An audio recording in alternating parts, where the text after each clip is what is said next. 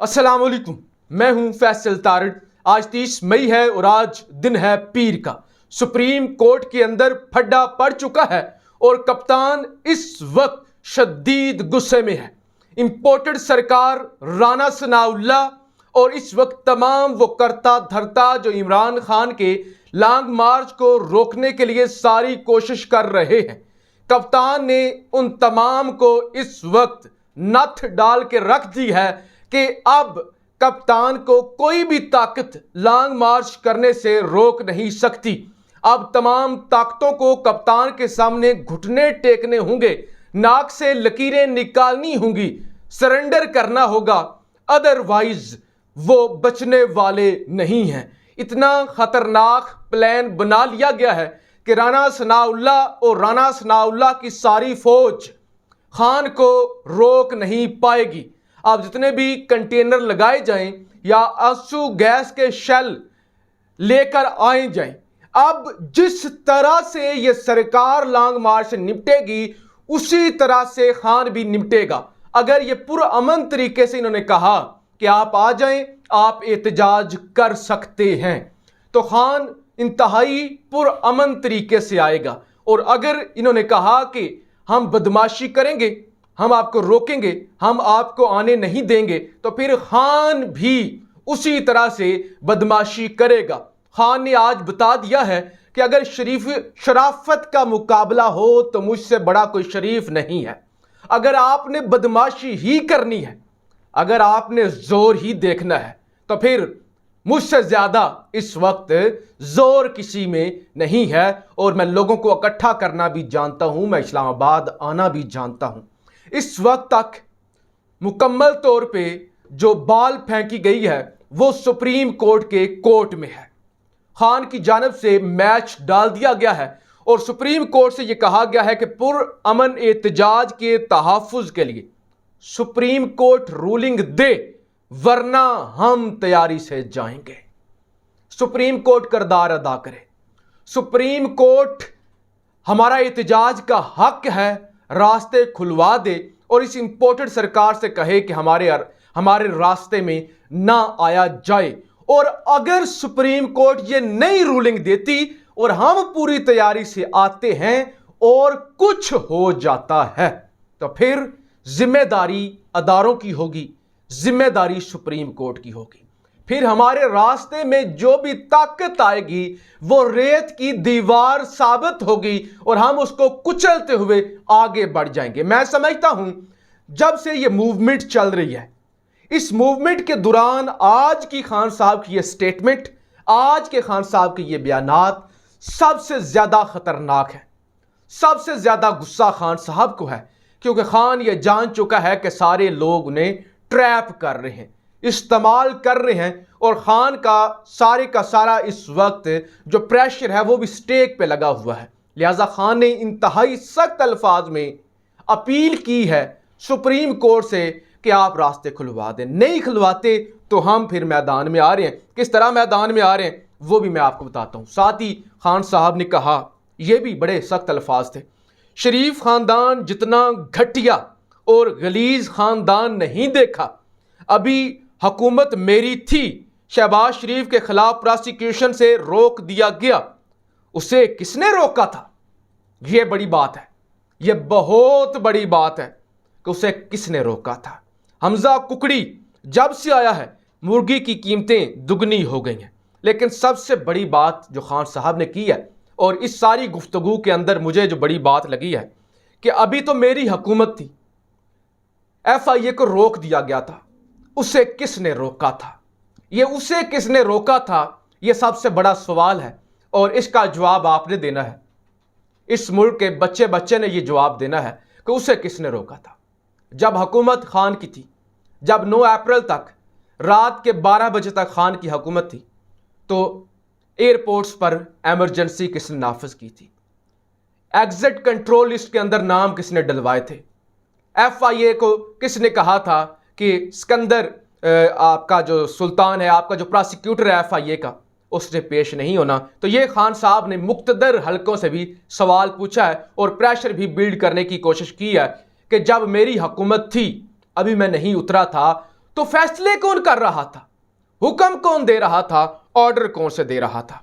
अब केपी सरकार किस तरह से जनाब स्पेशल फोर्स के जरिए इस इंपोर्टेड का मुकाबला करने जा रही है, और स्टेट इस वक्त इंतशार की तरफ जा रही है। याद रखिए, इस वक्त स्टेट तसादुम की तरफ जा रही है।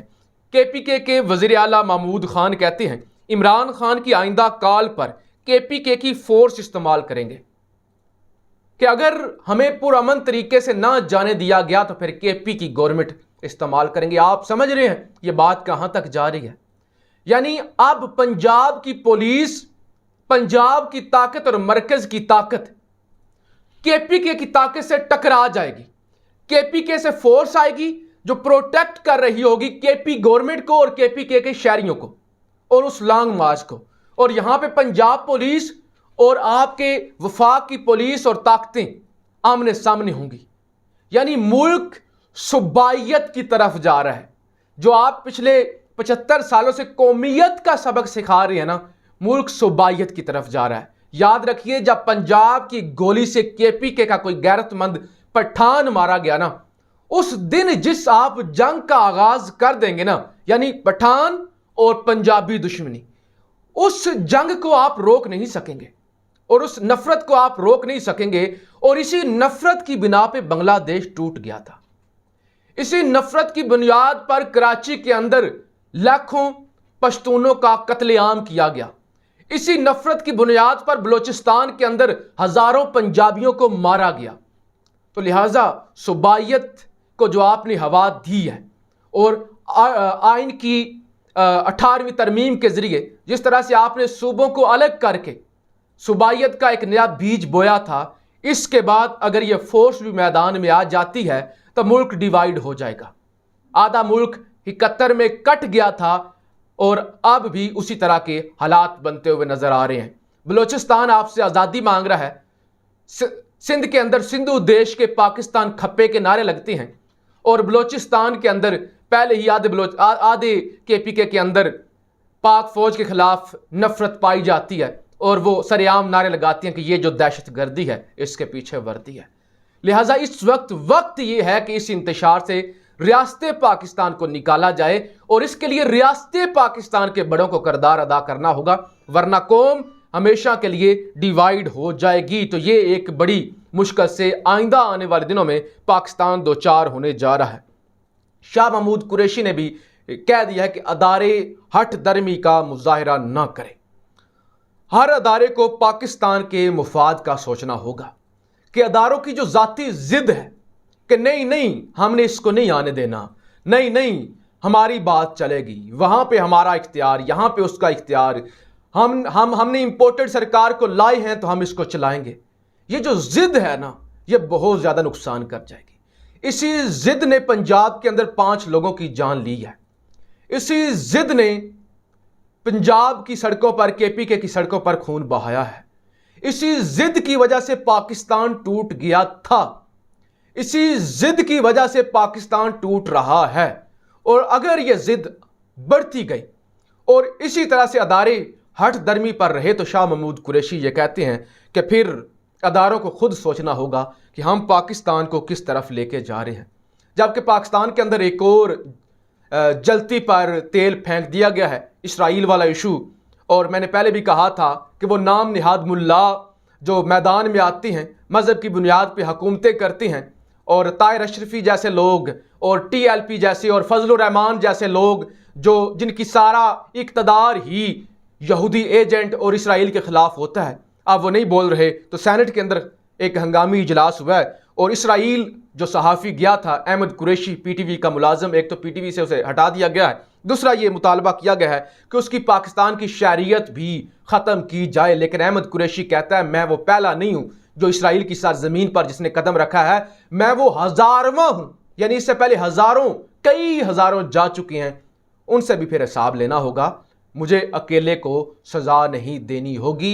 आपके जो ताल्लुकात हैं, आप बारहा जो यहाँ जाते हैं, आप दौरे करती हैं, खुफिया मुलाकातें करते हैं और कौन कौन करती हैं, आपको सबको सामने लाना होगा। तो हालात शदीद ख़राब हो रहे हैं, शदीद तरीन ख़राब हो रहे हैं, मामलात टकराव की तरफ जा रहे हैं।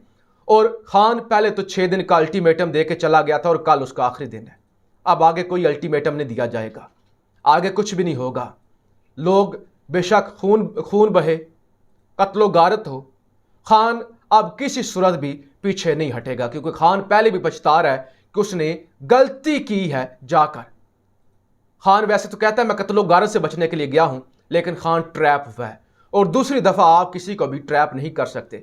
रसूल अल्लाह का फरमान है कि मोमिन कभी भी एक सुराख से 2 बार नहीं डसा जाता। और जो लोग समझ रहे हैं कि दूसरी बार भी हम ट्रैप कर लेंगे या रोक लेंगे, मेरे ख्याल से उनके अंदाजे गलत साबित हो जाएंगे। उनको सोचना होगा, वाहिद हल ये है कि मुल्क के अंदर इलेक्शन कराए जाएं और इस सूरत हाल से निकला जाए। अपनी राय का इजहार जरूर कीजिएगा। पाकिस्तान जिंदाबाद।